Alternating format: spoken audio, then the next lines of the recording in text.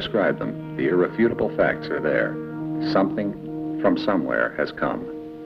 And through the development of the camera, the introduction of infrared photography, refined radar and sonar devices, laser technology, and many other scientific advancements, investigators have been given the tools needed to obtain tangible proof of their existence. One such investigator is Wendelle C. Stevens, a retired U.S. Air Force Lieutenant Colonel. I was laying on a lounge chair in the backyard of my home, looking towards the Catalinas, and I was watching two jet fighters flying by, and as I was looking for them, ranging my eyes, I saw two little lens-shaped objects far beyond the jets, flying in a wobbling motion like a penny falling down in the last stages of falling down, one behind the other. And every time they'd turn in the sunlight, they would glint, one after the other, and they continued in a straight line until they disappeared beyond the Rincon Mountains to the east.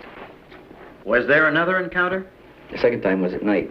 A friend had just left my house going across town, and he was up on the northwest side near Fort Lowell and First Avenue, and he stopped his car and gone to a telephone booth to call me and say, you know those things we were talking about? I think one is going over town right now.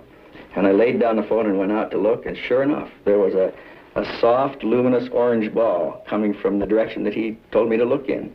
And it came almost directly over my head. And it was still approaching, and I ran back in. I told him, yeah, I see it. I'm going to go back outside. He said, wait a minute, there's another one right behind it. So I watched that, and then I watched another, and after the third one, I went back in. I said, yeah, there's quite a few. There's still more coming, and 8 of them passed over, one behind the other, about 30 degrees of arc apart. Wendelle Stevens continues.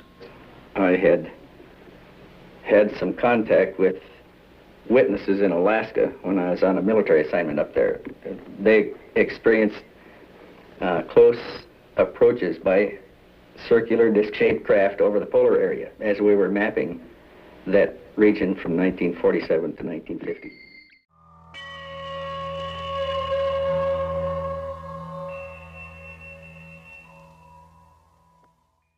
Colonel Stevens gave us a good explanation as to why military people and former military people do not speak out about their classified experiences with UFOs. Now, when a person working in a security field leaves the field, he's reminded of his oaths, and he's sworn not to reveal information handled officially during the time of his tenure in that particular security thing, and he's warned of the penalties. It's a $10,000 fine and 10 years in prison, and in extreme cases, forfeiture of all pay and allowances due or ever to become due. And so it's hard to find people who are not vulnerable, who don't have something to lose by telling what happened to them. One of the most convincing UFO cases of all time began in January 1975 in Switzerland. The experience began as a UFO abduction case. A Swiss farmer was taken aboard a spacecraft, articulated words with the occupants, and began an exchange of information that has continued on and is going on today, still going on today. The spacecraft flew out of the blue and landed. The occupant got out and stood in the grass and sat on the grass and talked to the man, and they had an exchange that lasted 20 minutes, and there have been 116 contacts since then. Case involved a Mr. Billy Meier. In response to his question, they said that they come from the Pleiades. They said that they are here observing humanity, that they have information, some of the information is of a scientific nature, and that he would be asked to pass it to other people. They say that they are not gods, they're not superior people, they are men just like we are men. And he's taken hundreds of photographs of the Pleiadian spacecraft operating in Swiss airspace. And this has all been checked by the computer. The computer says that this object is on the order of 20 feet in diameter and about 120 yards away. It agrees with what the witness said about the diameter. He says it's 7 meters in diameter, it's about 21 feet. He took messages, he copied notes from the Pleiadians, wrote them down, over 2,000 pages worth. Here's a book of 600 pages that I have translated into English so far, and this represents 1/4 of the notes. We have no case on record with that volume of information delivered by extraterrestrial contacts to a contactee, a UFO contactee. And the information in there is just staggering, just phenomenal. The information covers technical and scientific data as best they can explain it to us in terms of the words that we use in our technology. It gets into spiritual problems, spiritual development of man and our relationship to deity. It describes other existences in space, other human beings living in other planetary environments. They're here because they're concerned about us, their younger brothers. Our technical potentials have exceeded our spiritual capability of handling the information. And we are now in a position where we can destroy ourselves, and we don't have the spiritual development to prevent it. And because of this, we have become a laboratory experiment. They're waiting to see what we're going to do. As a matter of fact, they don't see us solving the problem. They see us as an insane society rushing headlong to destruction. And that only a change of mass mind on a mass scale can influence it. And they don't see this happening. And that's staggering because it's us that's involved.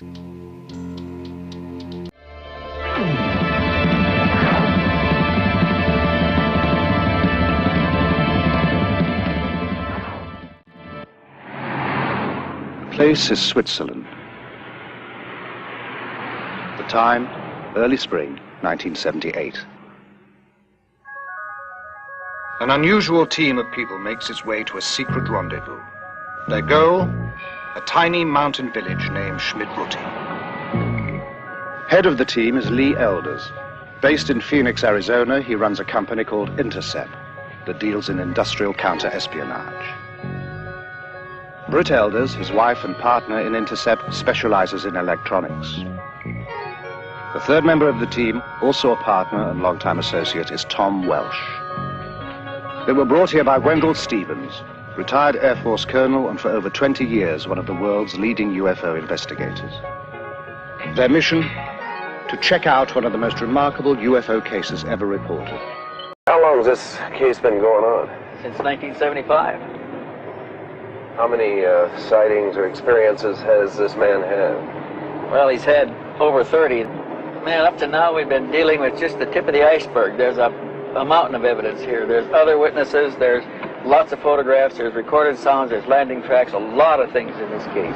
Bigger than any case I ever saw before. Why all the precautions? Well, I didn't want to tell you this before, but this man's been shot at. Shot at? Yeah, somebody's trying to kill him. Why? I don't know. There's some people are spooked by this whole thing, and he's being threatened. All right, Billy.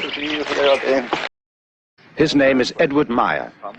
He is called Billy, an old nickname that sprang from his fondness for heroes of the American West. Buffalo Bill, Wild Bill, and Billy the Kid. He is a farmer. He has been in contact with beings from another world. He also has proof of these contacts. Mr. Meier, when did the experiences begin? The contact begins on January 28, 1975 in Hinwil. I got something like a very nice voice in my head. I heard something to leave the house, to go out and to take a photo camera with me.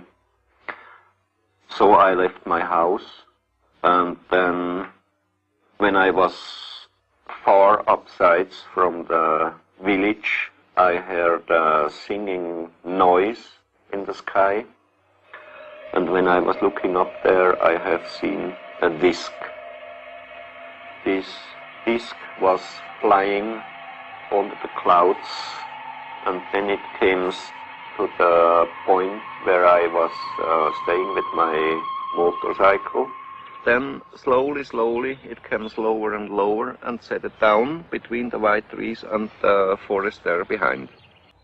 Then I have seen a person who came out of the disc. Person came out? Yeah. And when the person came out of the left side of the trees there, I have seen that it is a woman. Mr. Meier, what did they look like? She looks like a human from this earth. Like you, like I, like human beings from this earth. After the first words, we turned and was going to this tree here. You walked over here? Yeah. How tall was she, Billy? About 1 meter and 70 centimeter. About like that? So a little bit about like my size. Ah. Yeah. And then she sits chest here, and I here. Sit down. Ah. And you sat here and talked to her? Yeah. Then we was talking here for about 1 hour or 1 hour and a quarter, something like that. Did she give you a name? What did you call her? Yeah, she told me her name is Semjase. Semjase? Yeah. But there are other witnesses to the sightings. Ernst Keller-Müller lives down the mountain from the Meier farm. And what did you see from here, sir? Wat zijn ze gezien? Van twee had ik gesichtet, we saw the lights and then they disappeared and then they came on again. That's why he noticed it. And then what happened? Wat is nog passiert? Dann hat sich das, was abgeleuchtet hat, sich dann Licht abgesenkt, ein Stück weit. The one that had the light going below also went down. Went down to the ground? Not all the way to the ground, but the other ones stayed in the same place and this one went further down. Isn't that the direction of Schmid-Ruti over there? Yes, that's the direction of Schmid-Ruti. Have you ever heard of anything going on over there in the Schmid-Ruti area? A couple of days later he called Schmid-Ruti to find out. Did you know Mr. Meier at that time? Nein. Okay, on Meier. I think Meier is a very sincere and honest type person. What do you think, Steve? Has anything changed since you were here? The man seems to be the same, but there's some things changing around him. He's better off. He's got more people around him. More things are happening, but he still is sincere. For the cave. Others have seen the same thing. There's a terrific cross-section of people here. You've got a school teacher, you've got a commercial pilot, you've got a businessman, you've got a CPA. They're as good as any average cross-section of society we've got. And they all tested him themselves to their own satisfaction before they ever got this far. Well, it's not a new thing. This thing's been going on for a long time. One of the researchers calculated that there may be as many as 70,000 reports in a year worldwide. There are some things commonly reported. First of all, they're always accidental. UFO pictures, up to this point at least, are accidental. They happen once and they're gone.